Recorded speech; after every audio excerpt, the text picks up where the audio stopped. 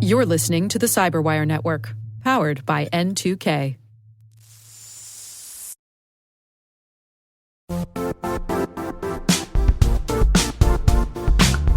We've all been there. You realize your business needs to hire someone yesterday. How can you find amazing candidates fast? Well, it's easy. Just use Indeed. When it comes to hiring, Indeed is all you need. Stop struggling to get your job post noticed. Indeed's sponsored jobs helps you stand out and hire fast. Your post jumps to the top of search results so the right candidates see it first. And it works. Sponsored jobs on Indeed get 45% more applications than non-sponsored ones. One of the things I love about Indeed is how fast it makes hiring. And yes, we do actually use Indeed for hiring here at N2K CyberWire. Many of my colleagues here came to us through Indeed. Plus, with sponsored jobs, there are no subscriptions, no long-term contracts. You only pay for results. How fast is Indeed? Oh, in the minute or so that I've been talking to you, 23 hires were made on Indeed, according to Indeed data worldwide. There's no need to wait any longer. Speed up your hiring right now with Indeed. And listeners to this show will get a $75 sponsored job credit to get your jobs more visibility at Indeed.com/CyberWire. Just go to Indeed.com/CyberWire right now and support our show by saying you heard about Indeed on this podcast. Indeed.com/CyberWire. Terms and conditions apply. Hiring? Indeed is all you need.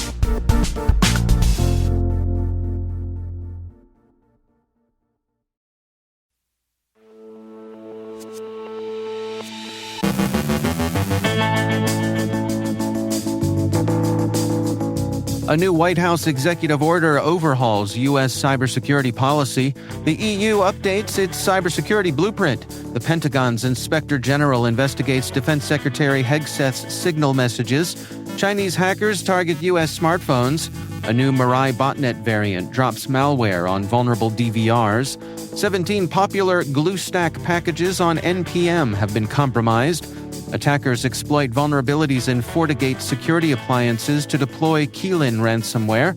A Nigerian man gets 5 years in prison for a hacking and fraud scheme.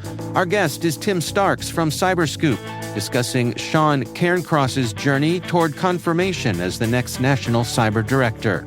And Fire Stick flicks spark a full-on legal blitz.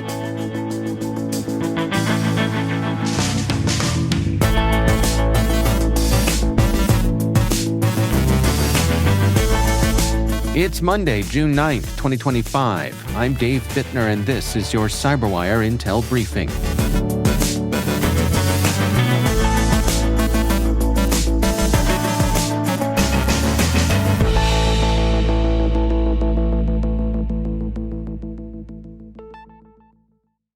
Thanks for joining us here today. It's great to have you with us. President Trump has issued a new executive order that overhauls U.S. cybersecurity policy, replacing earlier directives from Presidents Obama and Biden. Announced on June 6th, the order narrows cyber sanctions to target only foreign malicious actors, reversing broader authorities that critics feared could be misused domestically. The order also scraps several Biden-era initiatives, including requirements for software vendors to meet federal security standards, AI research for cyber defense, and post-quantum encryption readiness.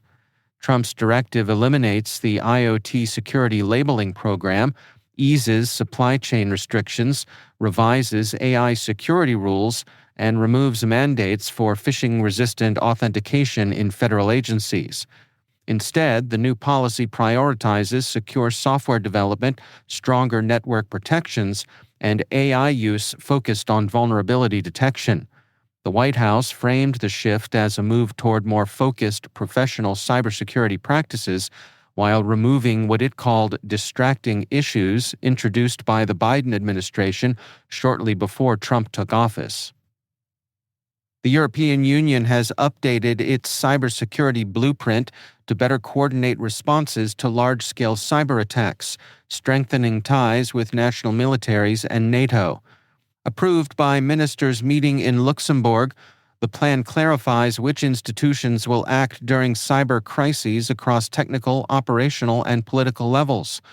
Poland, which reports about 700 daily cyber incidents, highlighted the need for collective preparedness. The new strategy includes establishing NATO contact points and launching joint cyber exercises starting in June of 2026, involving private sector players and countries like Ukraine and Moldova. The blueprint stresses the growing threat from geopolitical tensions and hybrid attacks that could disrupt the EU's security, economy, and society. It also urges the EU to enhance secure communications, calling on the European Commission to propose crisis communication solutions by the end of 2026 and for governments to develop contingency plans for disrupted networks. The Pentagon's Inspector General is investigating whether Defense Secretary Pete Hegseth's aides were told to delete signal messages possibly containing sensitive information about U.S. airstrikes in Yemen. The inquiry focuses on March 15th communications and whether they compromised military operations. One signal chat reportedly included Hegseth's family, another included top officials, and inadvertently, a journalist. Hegseth denies sharing classified data, saying messages were informal and unclassified. The probe also examines access to Hegseth's phone and who posted strike details. Critics argue the posts risked pilot safety and would have led to disciplinary action if done by lower-ranking personnel. Hegseth is also under scrutiny for installing an unsecured internet line in his office. Amid the fallout, Hegseth has limited press engagements and faces congressional testimony next week. The investigation, requested by Senate Armed Services leaders, could release unclassified findings to the public. A recent cyber attack targeting smartphones of U.S. officials and professionals in politics, tech, and journalism has raised alarms among cybersecurity experts. Investigators at iVerify linked the unusual crashes to a zero-click hack, likely by Chinese hackers, that allowed access to phones without user interaction. Victims had ties to fields of interest to China's government. Experts say smartphones, often less protected than other systems, are becoming key targets for espionage. Devices belonging to Donald Trump's campaign and top aides were also reportedly targeted. Lawmakers fear Chinese state-owned firms could exploit their tech presence in global networks. The U.S. is responding with new initiatives like a cyber trust mark for secure connected devices. Still, officials warn that even the most secure device is vulnerable if users ignore basic precautions. Cyber lapses, like misconfigured apps or unsecured connections, remain a serious national security risk. A new Mirai botnet variant is exploiting a command injection flaw in TBK DVR models to hijack them for cyber attacks. Discovered by researcher NetSecFish in April 2024, the vulnerability allows shell command execution via a crafted post request. Kaspersky has confirmed active exploitation using this method, with the botnet dropping ARM32 malware to connect infected DVRs to a command and control server. These compromised devices are then used for DDoS attacks and malicious traffic routing. Around 50,000 DVRs remain exposed, primarily in China, India, and several other countries. The devices have been rebranded under multiple names, complicating patch management. It's unclear if TBK Vision has issued a fix. A major supply chain attack has compromised 17 popular Gluestack @React Native ARIA packages on NPM, affecting over 1 million weekly downloads. NPM, short for Node Package Manager, is the default package manager for Node.js, a popular JavaScript runtime. The attack began on June 6th, inserting obfuscated remote access Trojan code. The malware connects to a command and control server and can execute shell commands, upload files, and hijack Python paths to silently run malicious binaries. Cybersecurity firm Aikido discovered the attack and linked it to the same group behind recent NPM compromises. Affected packages span across UI components used in React Native apps. Despite attempts to contact Gluestack, there was initially no response. Gluestack has now revoked the access token used in the attack and deprecated the compromised packages, redirecting users to safe versions. A new wave of cyber attacks is exploiting vulnerabilities in Fortigate security appliances to deploy Qilin ransomware across critical infrastructure. The campaign marks a shift in ransomware tactics, targeting network security devices rather than traditional phishing methods. Threat actors are exploiting vulnerabilities to gain initial access and maintain persistence inside enterprise networks. Qilin, also known as Agenda ransomware, is a sophisticated ransomware-as-a-service operation featuring strong encryption and evasion capabilities. The malware uses advanced obfuscation and anti-analysis techniques to avoid detection. Security researchers warn that these attacks bypass perimeter defenses, giving attackers privileged access to internal systems. This evolution highlights the growing threat to network infrastructure, increasing the risk of operational disruption, regulatory penalties, and reputational damage. Analysts stress the urgent need for organizations to patch vulnerabilities and strengthen defenses against infrastructure-based ransomware attacks. A U.S. court has sentenced Nigerian national Kingsley Ukelu-Utulu to over 5 years in prison for his role in a hacking and fraud scheme targeting U.S. tax preparation companies. Since at least 2019, Utulu and co-conspirators stole personal data from tax firms in Texas and New York to file fraudulent tax returns, seeking $8.4 million and successfully obtaining $2.5 million. They also used stolen identities to fraudulently claim $819,000 through the Small Business Administration's disaster loan program. Utulu was extradited from the UK and must pay over $3.6 million in restitution and forfeit $290,000.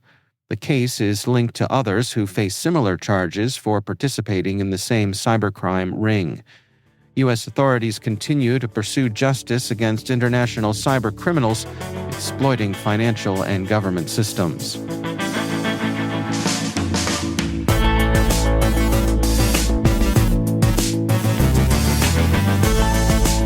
Coming up after the break, my conversation with Tim Starks from CyberScoop, discussing Sean Cairncross's journey toward confirmation as the next national cyber director. And Fire Stick flicks spark a full-on legal blitz. Stay with us.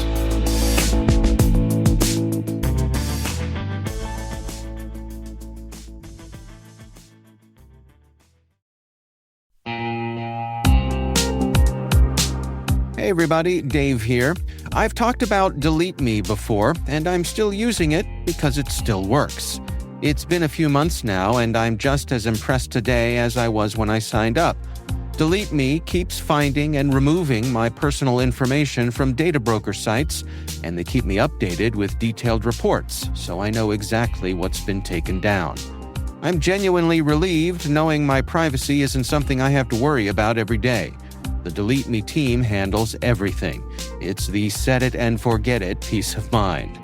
And it's not just for individuals. Delete Me also offers solutions for businesses, helping companies protect their employees' personal information and reduce exposure to social engineering and phishing threats. And right now, our listeners get a special deal, 20% off your Delete Me plan. Just go to joindeleteme.com/N2K and use promo code N2K at checkout. That's joindeleteme.com/N2K, code N2K.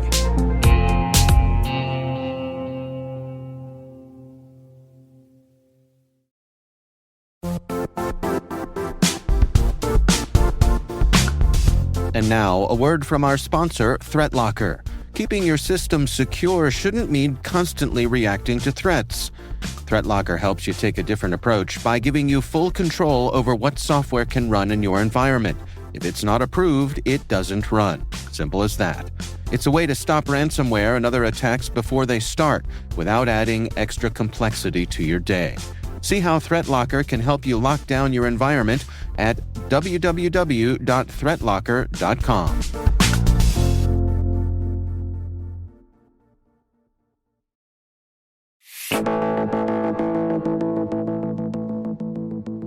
It is my pleasure to welcome back to the show Tim Starks. He is a senior reporter at CyberScoop.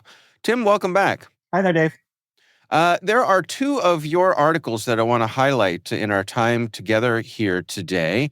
The first I want to touch on, you were there when Sean Cairncross was getting grilled, his aspirations to be National Cyber Director. Tell us about that. Yeah, I think he was grilled in some. I know you use that phrase loosely, but there was one topic that I think he got grilled on. The rest of the questioning was relatively friendly, relatively open to the idea of Sean Cairncross. The subject he got grilled on was the cuts at CISA. That he's obviously coming there and talking about how important cybersecurity is, and he's touting himself for the job. And lawmakers naturally ask, well, okay, if cyber's so important, how are you going to be ultimately presiding over these gigantic $495 million cuts to CISA? In one sense, it's a fair question to ask him. In another sense, it's not, because he's obviously not directly responsible for CISA's budget. But he specifically mentioned the authority he has with OMB to set budget guidance. That's something that is an authority that has been used by past people who have run this office. So he does have some say in that budget, and he more or less sidestepped the question. There were a couple different ways he kind of answered around the edges of it, saying, well, we're going to look at the most efficient way to do things. Form follows function. A lot of cyber defenses in the private sector. But he never directly said this is okay because, or he never said this is wrong because. So I think that's a topic I grilled on. And they've touched on the sort of things that you might expect, bigger picture vision, the threats that he's most worried about, that kind of thing. Yeah. What about his, I guess, comparative lack of cyber experience? How much did he get questioned about that? He got one question on that, but he answered it rather extensively. I don't get the impression it was an answer that the lawmakers found unsatisfactory. He pointed out that he has management experience, which I think is true. He does have. He talked about running operations with thousands of people and billions of dollars. He talked about surrounding himself with smart people. I think the answer that was maybe a little less credible is that he said, I've dealt with cyber on the user end of things. Well, haven't we all? Exactly. Everybody has. So, I mean, right. He can rightly say, I've dealt with the FBI and intelligence community on attacks against organizations I was part of. Obviously, he was part of the RNC, and that was an organization that probably dealt with a fair share of cyber attacks. But I don't know if that answer was a little less. That was a little weaker answer.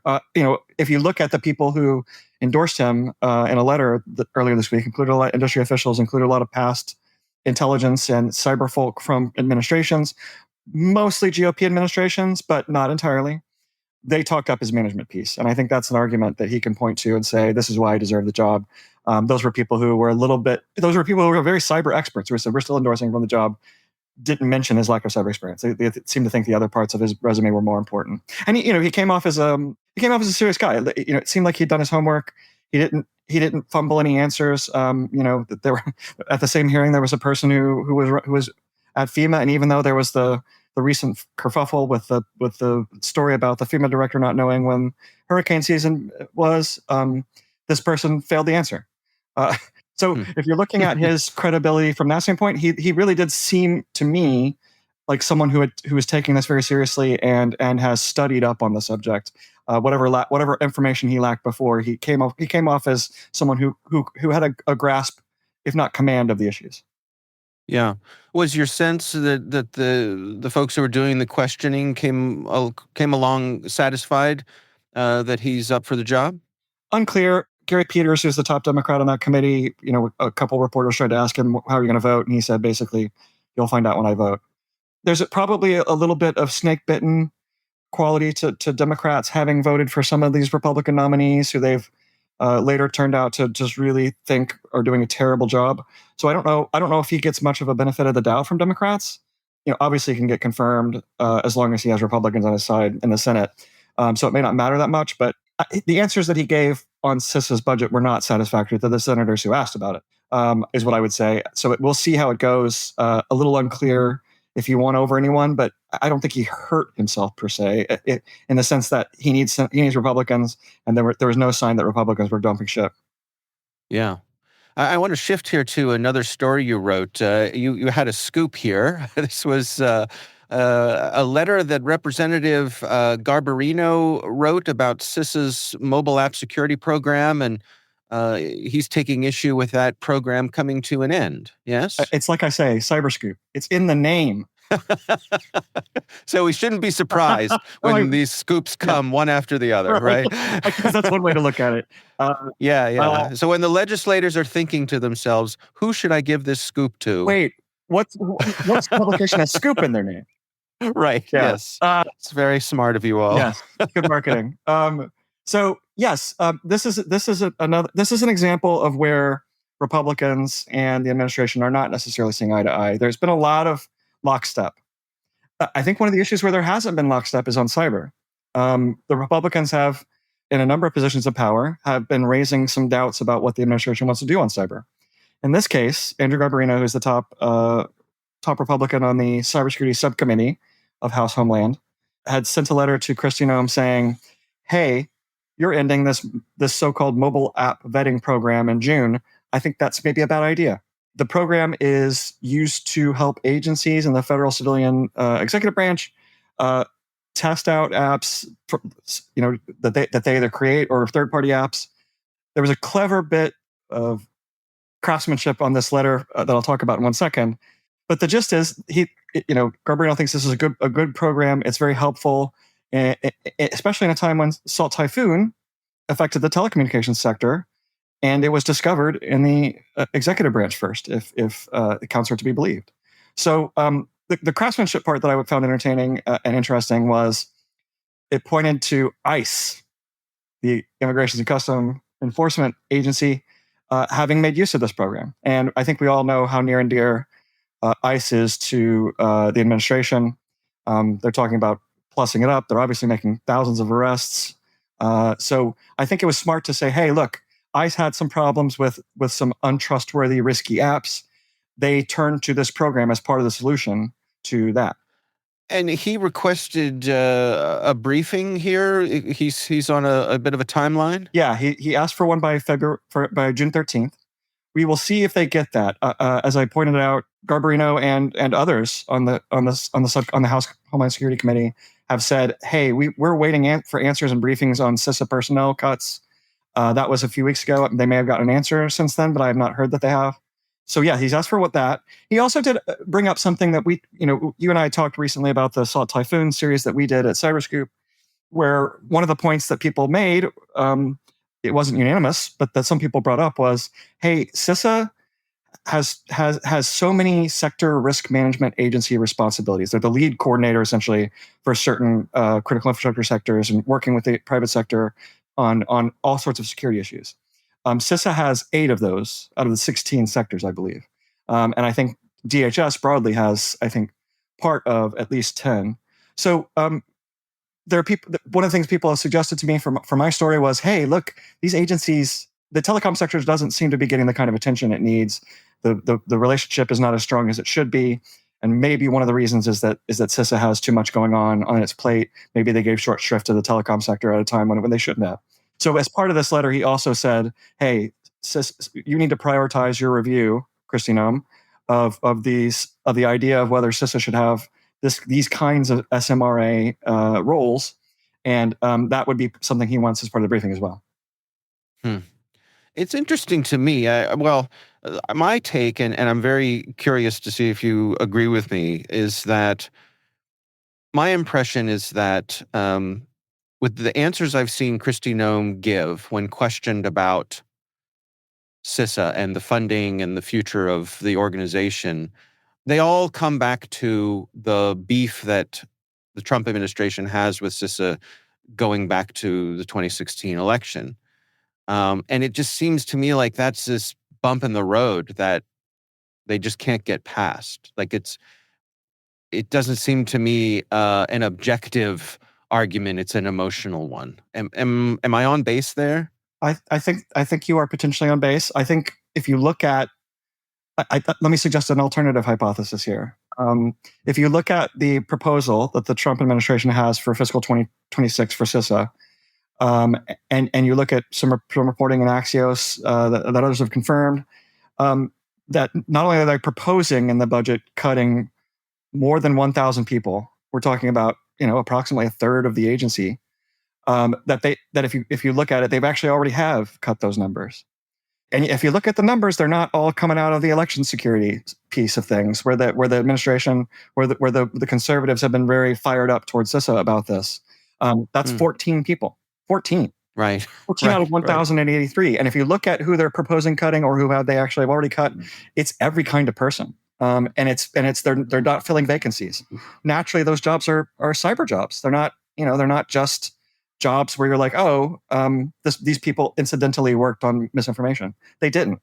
So it might be more a justification for doing something. That the argument they're making is, look at how dangerous this so-called censorship was, when in fact they're just looking for a reason to cut the size of government overall. And this is sort of the face of that. This is the tip of the spear toward getting rid of a vast amount of the federal government. Yeah, and I suppose, it could be my own failure in that, Kristi Noem, when speaking about this, that is the thing I think she is most passionate about. So maybe I'm, in my own mind, I'm taking great measure of that because with the determination that she speaks with it, and maybe that's not justified. No, I think that's the thing that, yeah, the thing, when you bring up CISA, the first words out of her mouth is, we're getting back on mission. We're not going to have this censorship that we had in the past. So I think that's definitely what she's most interested in CISA about. But I think it's possible that both hypotheses are true here, right? That that it's this idea that this agency is bad because it did something bad ever in their minds, or it's also an excuse to cut down the size of government. Yeah. All right. Well, Tim Starks is senior reporter at CyberScoop. We will have a link to both of these stories in our show notes. Tim, thank you so much for taking the time for us. Thank you, Dave.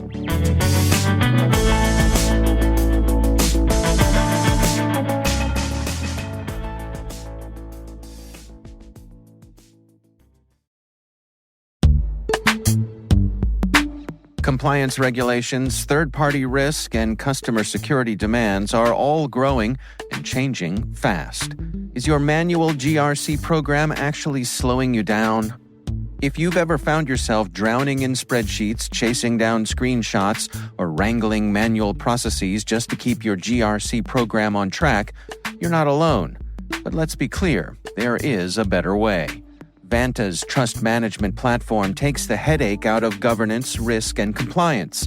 It automates the essentials, from internal and third-party risk to consumer trust, making your security posture stronger, yes, even helping to drive revenue. And this isn't just nice to have. According to a recent analysis from IDC, teams using Vanta saw a 129% boost in productivity. That's not a typo, that's real impact. So, if you're ready to trade in chaos for clarity, check out Vanta and bring some serious efficiency to your GRC game. Vanta GRC. How much easier trust can be. Get started at vanta.com/cyber.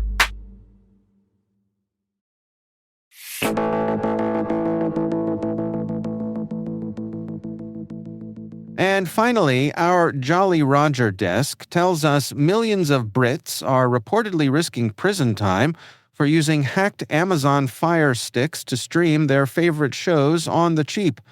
According to The Mirror, this national pastime of streaming Netflix, HBO, and Disney Plus for the price of a takeaway coffee may now come with a side of malware or a court date.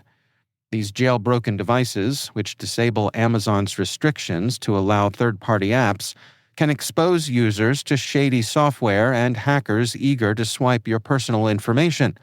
Worse still, the money saved might be lining the pockets of a £21 billion black market empire. Sellers promote pirated bundles on Facebook and close deals via WhatsApp, that favored tool of modern pirates and high school group chats alike. Authorities aren't amused. Kieran Sharp of the Federation Against Copyright Theft warns users are breaking the law And yes, some sellers have already done time. Because nothing ruins movie night like malware and a court date.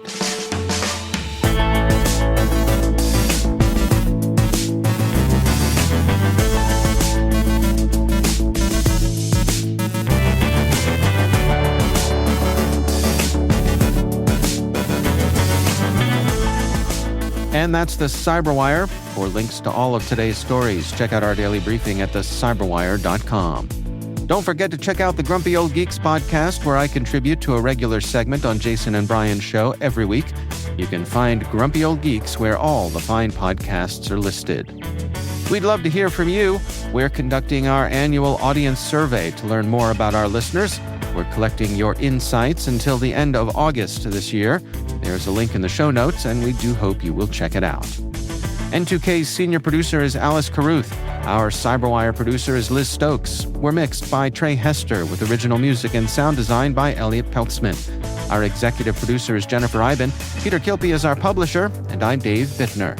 Thanks for listening. We'll see you back here tomorrow.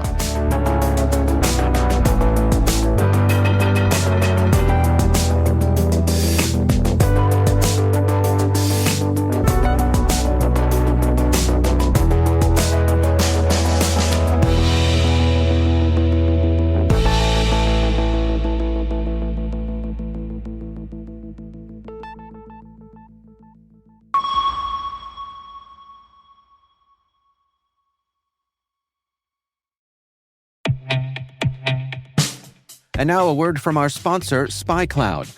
Identity is the new battleground, and attackers are exploiting stolen identities to infiltrate your organization. Traditional defenses can't keep up. SpyCloud's holistic identity threat protection helps security teams uncover and automatically remediate hidden exposures across your users, from breaches, malware, and phishing to neutralize identity-based threats like account takeover, fraud, and ransomware. Don't let invisible threats compromise your business. Get your free corporate darknet exposure report at spycloud.com/cyberwire and see what attackers already know. That's spycloud.com/cyberwire.